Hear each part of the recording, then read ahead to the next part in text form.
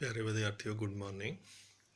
असी इकनॉमिक्स का जोड़ा चैप्टर शुरू किया आ उस दे विच हिंदुस्तान की जिहड़ी इकनॉमिक कंडीशन सी 1947 दे विच जदों असी आज़ाद होए किस तरह की सी उस संबंध दे विच असी 2-3 टॉपिक पहला ही जिहड़े आ मैं तुहानूं वीडियो बना के भेज चुका है।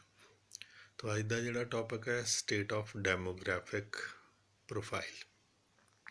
उस वेले जिहड़ी डेमोग्राफिक सिचुएशन सी साडे देश की किस तरह की सी, जितों तक पापूलेशन का ट्रेंड हैगा तो पापूलेशन जिहड़ी सीगी साडे देश की सब तो पहला जिहड़ी जनगणना 1881 दे विच अंग्रेज़ां ने कराई सी और 10 सालों बाद अप टू 2011 तक ये लगातार जिहड़ी आ हुंदी आ रही है। तो 1891 दे विच साडे देश की पापूलेशन जिहड़ी सी 23.87 करोड़ सी।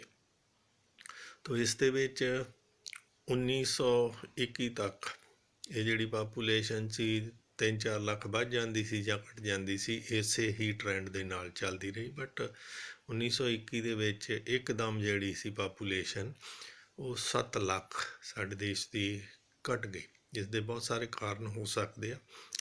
तो उस तो बाद जे देखा जाए तो 1931 तो बाद साडे देश की जिहड़ी पापूलेशन है गेयर अप हुई आ, कभी भी घटन का ट्रेंड जिहड़ा नहीं होया।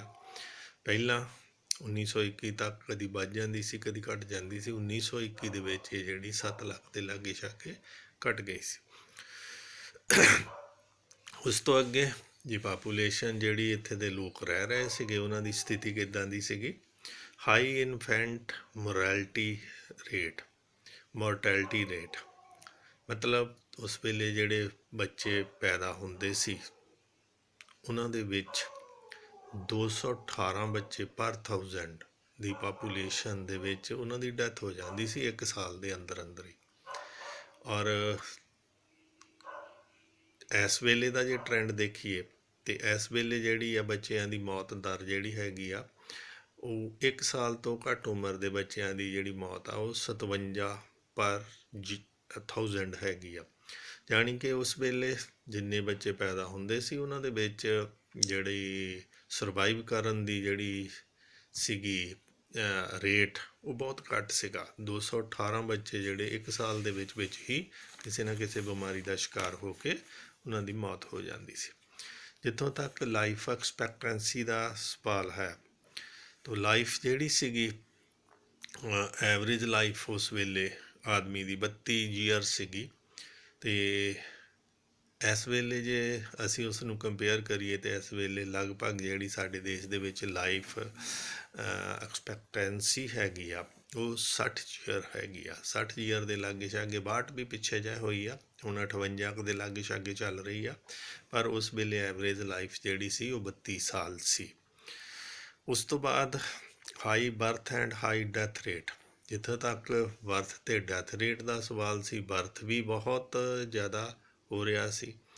यानी कि बर्थ रेट जिहड़ा सी 48 पर 1000 ते डैथ रेट जिहड़ी सीगी वो 40 व्यक्ति पर 1000 जिहड़ी सी पर ईयर ये हो रही सी। मतलब जिहड़ी ग्रोथ सीगी वो सिर्फ ते सिर्फ 8% ही सी। 0.8% पर 1000 के हिसाब नाल देखिए तो 0.8। और जे हुण दा ट्रेंड देखिए तो इस वेले 1000 पिछे 31 जिहड़े हैगे आ व्यक्ति पैदा हो रहे हैं तो लगभग 10 जिहड़ी आ उन्हां दी मौत हो रही है। लगभग साडे देश दे विच 2.1 की ग्रोथ रेट दे नाल जिहड़ा हैगा ट्रेंड चल रहा। इस करके साडे देश की पापूलेशन जिहड़ी आ लगातार जिहड़ी वध रही आ ड्यू टू मैडिकल फैसिलिटी जां कह लो इंफ्रास्ट्रक्चर साडे कोल बहुत वधिया आ, खाण पीण दीयां सहूलतां इस वेले साडे कोल सारा कुछ हैगा। उस वेले भुखमरी ते होर बहुत सारे कारण सीगे जिहदे करके पापूलेशन की ग्रोथ रेट जिहड़ी सी वैरी लो सी। उस तो बाद लो स्टैंडर्ड ऑफ लिविंग जिहड़ा सीगा लोकां दा किस तरह दा सी, खाण पीण किस तरह दा सी। 80% जिहड़ी कमाई सीगी लोकां दी वो खाण पीण ते भोजन ते खर्च की जा रही सी जां फिर क्लोथिंग ते जां फिर जिहड़ा सी ਘਰਾਂ ਨੂੰ ਕੰਸਟਰਕਟ ਕਰਨ 'ਤੇ ਕੀਤੀ ਜਾ ਰਹੀ ਸੀ। ਆਮ ਤੌਰ 'ਤੇ ਲੋਕ ਜਿਹੜੇ ਸੀਗੇ ਹਟਸ ਦੇ ਵਿੱਚ, ਕੱਚੇ ਘਰਾਂ ਦੇ ਵਿੱਚ ਜਾਂ ਫਿਰ ਓਪਨ ਦੇ ਵਿੱਚ ਹੀ ਰਹਿੰਦੇ ਸੀਗੇ, ਅਤੇ ਉਹਨਾਂ ਦਾ ਸਟੈਂਡਰਡ ਆਫ ਲਿਵਿੰਗ ਜਿਹੜਾ ਸੀਗਾ is very low at that time, ਜਦੋਂ ਅਸੀਂ ਆਜ਼ਾਦ ਹੋਏ ਹਾਂ। ਇਸੇ ਤਰ੍ਹਾਂ ਹੀ ਮਾਸ ਲਿਟਰੇਟਸੀ ਜਿਹੜੀ ਆ ਰੇਟ ਉਹਦਾ 17% ਸੀ। ਇਲੀਟਰੇਟ ਜਿਹੜੇ ਲੋਕ ਸੀ 83% ਦੇ ਲਾਗੇ ਛਾਗੇ ਸੀਗੇ। ਤੋ ਜਿਹਦੇ ਨਾਲ ਲੋਕਾਂ ਦੇ ਕੋਲੋਂ ਡਿਵੈਲਪਮੈਂਟ ਜਿਹੜੀ ਸੀਗੀ ਕਿਸੇ ਕੰਮ ਦੇ ਵਿੱਚ ਉਹਨਾਂ ਨੂੰ ਕਿੱਤੇ ਦੇ ਵਿੱਚ ਲਾਉਣਾ, it is a very difficult task. ਉਹ ਆਮ ਤੌਰ 'ਤੇ ਇਸੇ ਕਰਕੇ ਹੀ ਬਹੁਤੇ ਜਿਹੜੇ ਲੋਕ ਸੀ ਖੇਤੀਬਾੜੀ ਦੇ ਨਾਲ ਜੁੜੇ ਹੋਏ ਸੀ। ਉਸ ਤੋਂ ਅੱਗੇ ਗੱਲ ਕਰਦੇ ਹੈਗੇ ਆ state of occupational structure.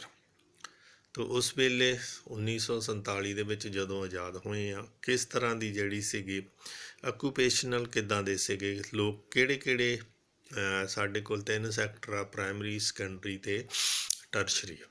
Primary sector ਦੇ ਵਿੱਚ ਐਗਰੀਕਲਚਰ ਆ ਜਾਂਦੀ, ਫਿਸ਼ਰੀ ਆ ਜਾਂਦੀ, ਐਨੀਮਲ ਹਸਬੈਂਡਰੀ ਆ ਜਾਂਦੀ ਆ, ਪਲਾਂਟੇਸ਼ਨ ਆ ਜਾਂਦੀ ਆ, ਪੋਲਟਰੀ ਦੇ ਨਾਲ ਕਿੱਤੇ ਆ ਜਾਂਦੇ ਆ।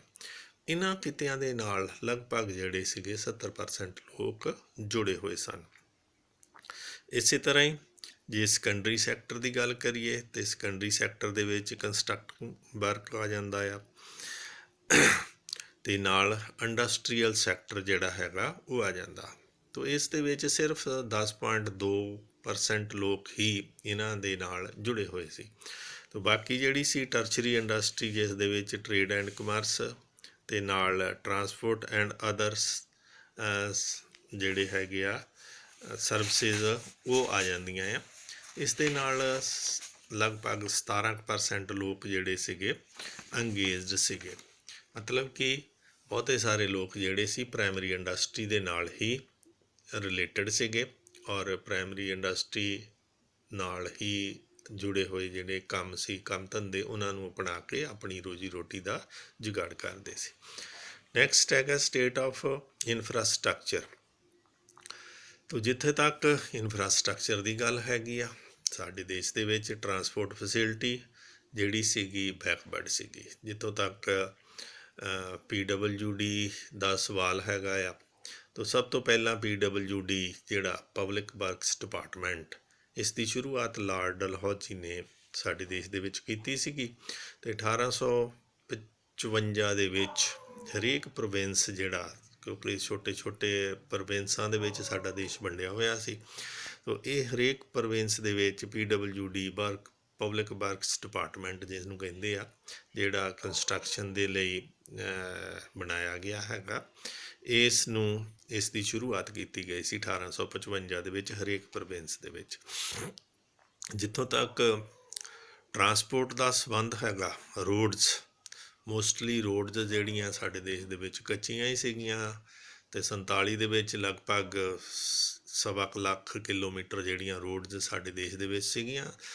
ਇਹ ਰੋਡਸ ਅੰਗਰੇਜ਼ਾਂ ਨੇ ਆਪਣੀ ਫੈਸਿਲਿਟੀ ਦੇ ਲਈ, ਫੌਜ ਦੀ ਮੂਵਮੈਂਟ ਦੇ ਲਈ, from one place to another place, ਜਾਂ ਫਿਰ ਰਾ ਮਟੀਰੀਅਲ ਜਿਹੜਾ ਹੈਗਾ ਰੇਲਵੇ ਸਟੇਸ਼ਨ ਤੱਕ ਪਹੁੰਚਾਉਣ ਦੇ ਲਈ, ਅਤੇ ਰੇਲਵੇ ਸਟੇਸ਼ਨ ਤੋਂ ਪੋਰਟਾਂ ਤੱਕ ਪਹੁੰਚਾਉਣ ਦੇ ਲਈ ਇਹ ਰੋਡਸ ਜਿਹੜੀਆਂ ਕੰਸਟਰਕਟ ਕੀਤੀਆਂ ਗਈਆਂ ਸੀਗੀਆਂ। ਉਸ ਦੇ ਪਿੱਛੇ ਮਕਸਦ ਜਿਹੜਾ ਸੀਗਾ ਉਹ ਅੰਗਰੇਜ਼ਾਂ ਦਾ ਇਹੋ ਹੀ ਸੀ ਕਿ ਇੱਥੋਂ ਰਾ ਮਟੀਰੀਅਲ ਜਿਹੜਾ ਹੈਗਾ ਉਸ ਨੂੰ ਟਰਾਂਸਪੋਰਟ ਕਰਕੇ ਅਤੇ ਇੰਗਲੈਂਡ ਦੇ ਵਿੱਚ ਲਿਜਾਇਆ ਜਾਵੇ, ਔਰ ਉੱਥੋਂ ਦਾ ਜਿਹੜਾ ਬਣਿਆ ਮਟੀਰੀਅਲ ਹੈਗਾ ਇਹ ਇੱਥੇ ਦੀਆਂ ਮੰਡੀਆਂ ਦੇ ਵਿੱਚ ਲਿਆ ਕੇ ਵੇਚਿਆ ਜਾਵੇ। ਤੋ ਰੋਡਸ ਜਿਹੜੀਆਂ ਇਸ ਪਰਪਜ਼ ਨਾਲ ਕੰਸਟਰਕਟ ਕੀਤੀਆਂ ਗਈਆਂ ਸੀ। ਤੋ ਜਿੱਥੋਂ ਤੱਕ ਰੇਲਵੇ ਦਾ ਸੰਬੰਧ ਹੈਗਾ ਆ, ਰੇਲਵੇ ਜਿਹੜਾ ਹੈਗਾ ਆ ਸਾਡੇ ਦੇਸ਼ ਦੇ ਵਿੱਚ 1850 ਦੇ ਵਿੱਚ ਹੋਂਦ ਦੇ ਵਿੱਚ ਆਇਆ ਸੀ, ਔਰ 1853 ਦੇ ਵਿੱਚ ਪਹਿਲੀ ਜਿਹੜੀ ਰੇਲ ਗੱਡੀ ਆ ਬੰਬੇ ਟੂ ਠਾਣੇ ਉਹ ਅੰਗਰੇਜ਼ਾਂ ਨੇ ਚਲਾਈ ਸੀ। ਇਸ ਦੇ ਪਿੱਛੇ ਮਕਸਦ ਕੀ ਸੀਗਾ ਕਿ cheap and rapid movement from one place to another place, ਸਸਤੇ ਦੇ ਵਿੱਚ ਤੇਜ਼ੀ ਦੇ ਨਾਲ ਇੱਕ ਥਾਂ ਤੋਂ ਦੂਜੀ ਥਾਂ 'ਤੇ ਜਿਹੜਾ ਹੈਗਾ ਟਰਾਂਸਪੋਰਟੇਸ਼ਨ ਜਿਹੜੀ ਆ ਵਿਅਕਤੀਆਂ ਦੀ ਜਾਂ ਸਮਾਨ ਦੀ ਕਰਨ ਦੇ ਲਈ ਇਹ ਜਿਹੜੀ ਰੇਲਵੇ ਸਾਡੇ ਦੇਸ਼ ਦੇ ਵਿੱਚ ਹੋਂਦ ਦੇ ਵਿੱਚ ਆਈ ਸੀਗੀ। ਤੋ ਉਸ ਤੋਂ ਨਾਲ ਜਿਹੜਾ ਅੰਗਰੇਜ਼ਾਂ ਦਾ ਇਸ ਦੇ ਪਿੱਛੇ ਹੋਰ ਮਕਸਦ ਕੀ ਸੀਗਾ ਕਿ ਐਡਾ ਵੱਡਾ ਸਾਡਾ ਦੇਸ਼ ਹੈਗਾ ਆ, ਕੰਨਿਆ ਕੁਮਾਰੀ ਤੋਂ ਲੈ ਕੇ ਕਸ਼ਮੀਰ ਤੋਂ ਕੰਨਿਆ ਕੁਮਾਰੀ ਤੱਕ, ਤੋ ਉਸ ਦੇ ਵਿੱਚ ਐਡਮਿਨਿਸਟ੍ਰੇਸ਼ਨ ਜਿਹੜਾ ਚਲਾਉਣਾ ਉਹਨਾਂ ਨੂੰ ਦਿੱਕਤ ਆਉਂਦੀ ਸੀ, ਔਰ ਐਡਮਿਨਿਸਟ੍ਰੇਸ਼ਨ ਜਿਹੜਾ ਸੀਗਾ ਸਪੀਡੀ ਕਰਨ ਦੇ ਲਈ ਰੇਲਵੇ ਜਿਹੜੀ ਪਲੇ ਐਨ ਇੰਪੋਰਟੈਂਟ ਰੋਲ, ਜਾਣੀ ਕਿ ਇੱਕ ਥਾਂ ਤੋਂ ਦੂਜੀ ਥਾਂ 'ਤੇ ਜਿਹੜਾ ਸੀਗਾ ਕੰਟਰੋਲ ਕਰਨਾ, ਚਾਹੇ ਉੱਥੇ ਮਿਲਟਰੀ, ਚਾਹੇ ਉੱਥੇ ਪੁਲਿਸ ਨੂੰ ਭੇਜਣਾ, ਚਾਹੇ ਉੱਥੇ ਐਡਮਿਨਿਸਟ੍ਰੇਟਰ ਨੂੰ ਭੇਜਣਾ, ਤਾਂ ਉਹਦੇ ਲਈ ਜਿਹੜਾ ਰੇਲਵੇ ਸੀ ਪਲੇ ਐਨ ਇੰਪੋਰਟੈਂਟ ਰੋਲ। ਤਾਂ ਕਮਿਊਨੀਕੇਸ਼ਨ ਦੀ ਗੱਲ ਕੀਤੀ ਜਾਵੇ ਤਾਂ ਕਮਿਊਨੀਕੇਸ਼ਨ ਦੇ ਵਿੱਚ ਸਾਡੇ ਦੇਸ਼ ਦੇ ਵਿੱਚ ਕਮਿਊਨੀਕੇਸ਼ਨ ਜਿਹੜੀ ਸੀਗੀ 1837 ਦੇ ਵਿੱਚ ਪੋਸਟਲ ਡਿਪਾਰਟਮੈਂਟ ਜਿਹੜਾ ਆ ਸ਼ੁਰੂ ਕੀਤਾ ਗਿਆ। ਡਾਕਖਾਨੇ ਜਿਹੜੇ ਆ ਸਾਡੇ ਦੇਸ਼ ਦੇ ਵਿੱਚ 1837 ਦੇ ਵਿੱਚ ਸ਼ੁਰੂ ਕੀਤੇ ਗਏ, ਔਰ ਇਹ ਪੋਸਟਲ ਡਿਪਾਰਟਮੈਂਟ ਜਿਹੜਾ ਹੈਗਾ ਕਮਿਊਨੀਕੇਸ਼ਨ ਦਾ ਮੇਨ ਜ਼ਰੀਆ ਸੀ ਉਸ ਟਾਈਮ। ਇਸ ਵੇਲੇ ਤਾਂ ਕਮਿਊਨੀਕੇਸ਼ਨ ਦੇ ਬਹੁਤ ਸਾਰੇ ਸਾਧਨ ਆ ਗਏ ਆ, ਤਾਂ ਇਸ ਵੇਲੇ ਸਾਡੇ ਦੇਸ਼ ਦੇ ਵਿੱਚ 1.5 ਲੱਖ ਤੋਂ ਵੱਧ ਜਿਹੜੇ ਆ ਪੋਸਟ ਆਫਿਸ ਜਿਹੜੇ ਆ ਕੰਮ ਕਰ ਰਹੇ ਆ। ਤਾਂ ਨਾਲ ਦੀ ਨਾਲ ਜਿਹੜੀ ਕਮਿਊਨੀਕੇਸ਼ਨ ਦੇ ਲਈ ਟੈਲੀਗ੍ਰਾਮ ਦਾ ਜਿਹੜਾ ਸਿਸਟਮ ਸੀਗਾ ਉਹ 1857 ਦੇ ਵਿੱਚ ਪਹਿਲੀ ਵਾਰੀ ਸਾਡੇ ਦੇਸ਼ ਦੇ ਵਿੱਚ ਇੰਟਰੋਡਿਊਸ ਹੋਇਆ ਸੀਗਾ। ਅੱਜ ਕੱਲ੍ਹ ਤਾਂ ਵੈਸੇ ਟੈਲੀਗ੍ਰਾਮ ਜਿਹੜੀ ਹੈਗੀ ਆ ਉਸ ਨੂੰ ਬੰਦ ਕਰਨਾ ਪਿਆ, ਪਰ ਟੈਲੀਗ੍ਰਾਮ ਹੀ ਜਿਹੜੀ ਸੀਗੀ ਮੇਨ ਫਾਸਟੈਸਟ ਜਿਹੜਾ ਸੀਗਾ ਉਸ ਵੇਲੇ ਕਮਿਊਨੀਕੇਸ਼ਨ ਦਾ ਸਾਧਨ ਸੀ, ਅਤੇ ਇਹ ਜਿਹੜਾ ਇੰਟਰੋਡਿਊਸ ਕੀਤਾ ਗਿਆ ਸੀ 1857 ਦੇ ਵਿੱਚ। ਤੋ ਬਹੁਤ ਸਾਰੀਆਂ ਗੱਲਾਂ ਜਿਹੜੀਆਂ ਇਕਨੋਮਿਕ ਡਿਵੈਲਪਮੈਂਟ ਦੇ ਬਾਰੇ ਜਿਹੜੀਆਂ ਤੁਸੀਂ ਹੁਣ ਦੇਖ ਰਹੇ ਆ, 47 ਦੇ ਵਿੱਚ ਸਾਡੇ ਦੇਸ਼ ਦੀ ਸਥਿਤੀ ਕਿੱਦਾਂ ਦੀ ਸੀ ਉਸ ਦੇ ਬਾਰੇ ਜਾਣਕਾਰੀ ਹਾਸਲ ਕੀਤੀ ਹੈ। ਇਸ ਦੇ ਨਾਲ ਹੀ ਇਹ ਜਿਹੜਾ ਚੈਪਟਰ ਆ ਉਹ ਖਤਮ ਹੁੰਦਾ। ਪਿਆਰੇ ਬੱਚਿਓ, ਇਸ ਵੀਡੀਓ ਨੂੰ ਧਿਆਨ ਦੇ ਨਾਲ ਦੇਖਿਆ ਕਰੋ, ਉਸ ਤੋਂ ਬਾਅਦ ਚੈਪਟਰ ਨੂੰ ਪੜ੍ਹੋ, ਅਤੇ ਉਸ ਤੋਂ ਬਾਅਦ ਆਪਣੀ ਜਿਹੜੀ ਹੈਗੀ ਆ ਨੋਟਬੁੱਕ 'ਤੇ ਕੁਐਸਚਨ ਆ ਜਿਹੜੇ ਹੈਗੇ ਉਹਨਾਂ ਨੂੰ ਨੋਟ ਕਰੋ। ਜੇ ਕੋਈ ਪ੍ਰੋਬਲਮ ਆ ਤਾਂ you have to discuss me. Thank you and have a nice day.